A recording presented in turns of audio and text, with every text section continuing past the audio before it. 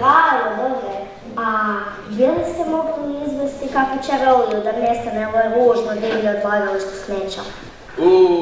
Ovo sve smeće, to neće biti jednostavno. To ja sigurno ne mogu sam, ali ako mi možda svi zajedno pomognu, možda će nam uspjeti. Što mi evo nas, dolazimo mi u pomoć.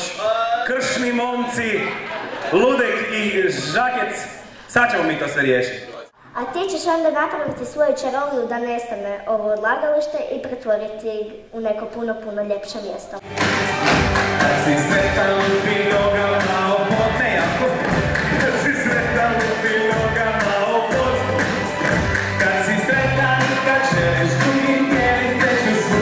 Kad si sretan lupi nogama opod.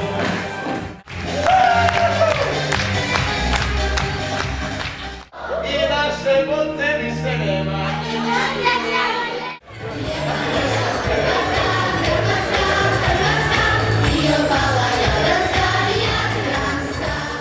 Dragi slavljenici, dobrodošli na dodjelu priznanja najboljima na natječaju Hrvatske turističke zajednice pod nazivom Djeca crtaju i pišu Hrvatsku. Ove godine na temu Djeca čuvare prirode.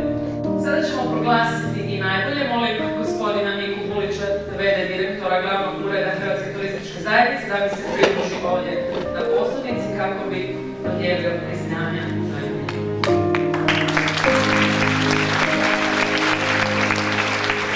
Povjerenstvo za ocjenjivanje likovnih radova u sastavu Ivan Antonović, profesor, Damir Fabijanić, umjetnički direktor, umjetnički fotograf i Ines Pašman Kangler iz glavnog ureda Hrvatske turističke zajednice odlučili su da u kategoriji likovnih radova polaznika dječjih vrtića treće mjesto dijeli rad Patrika Bionde, Eme Katić, Lea Matešića, Ivana Smiterovca i Dore Vuković, djece dječjeg vrtića Slunj iz Slunja. Te Eme Koštanac, Lare Zvonar, Mateja Širića, Dare Oroz i Ivane Drvenkar, djece dječjeg vrtića Trpinčica, objekta Zvjezdica iz Koprivnice.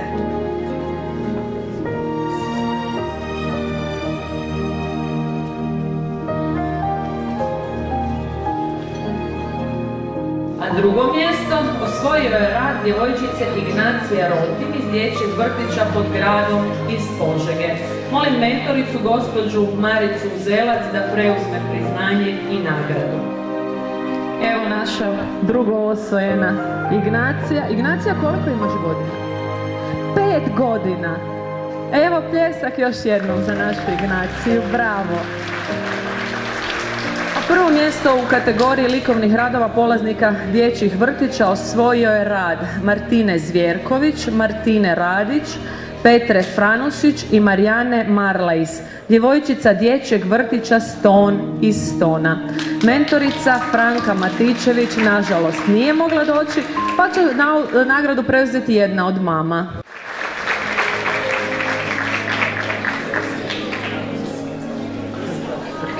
Dakle, ovo su djevojčice iz dječjeg vrtića Ston iz Stona. Još jednom čestitke.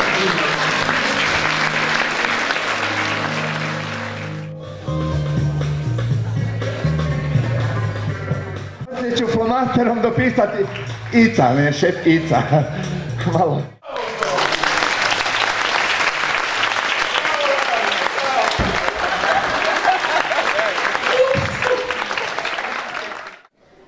Došli smo sada i do sljedeće skupine nagrađenih. S nama su učenici osnovnih škola, dobitnici nagrada za najbolje likovne radove. Treće mjesto dijeli rad Marije Gerić, učenice osnovne škole Braća Radić iz Koprivnice, te rad Lucije Bujinac, Ana Marije Odribožić, Karle Bujger, Jane Joksimović i Vite Kozić, učenica osnovne škole Viktorovac iz Siska. Molim prvo da dođu mentorica Sanja Kovačić i učenica Marija iz Koprivnice.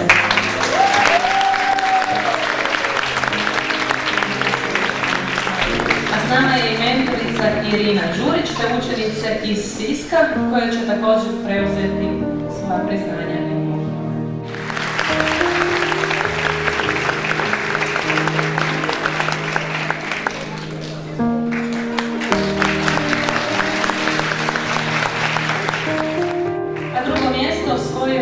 Patricije Čuletić, Valerije Katanić, Doroteje Kikić i Minike Šarac, učenica osnovne škole dr. Stjepan Ilijašević, područne škole Slavonski Kovaš.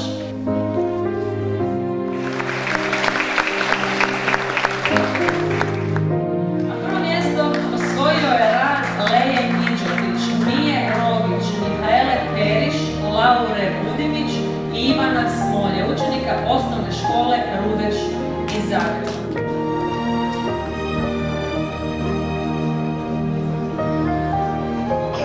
A kako je nagrađeni rad jedna vrsta igre, osmišljavanju pitanja pomagali su učenici Katarina Jukić, Bran Metikoš i Antonio Kralčić, pa ćemo dodijeliti njima simboličan poklon. Evo stigli smo i do zadnje kategorije dodjele nagrada za najbolje literarne radove učenika osnovnih škola.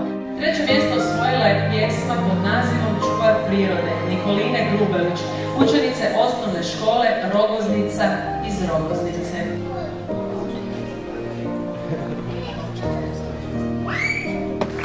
A drugo mjesto osvojio je rad pod nazivom Školj Ane Šarić, učenice privatne osnovne škole Nova iz Zadra. Molim mentoricu Stanislavu Nikolić Aras i Anu da dođu u priznanje.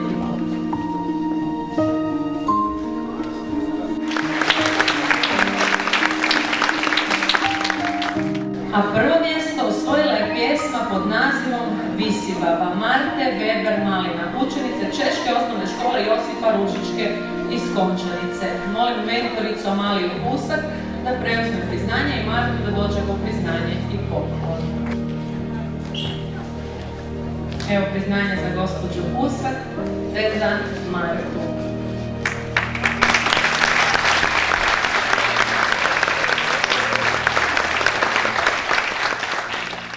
Ovime je završio i ovaj službeni dio svečanosti. Žak je već spreman, čućemo njegovu pjesmu nominiranu za Korik. Vjerujem da ćete svi zajedno pjevati s njim.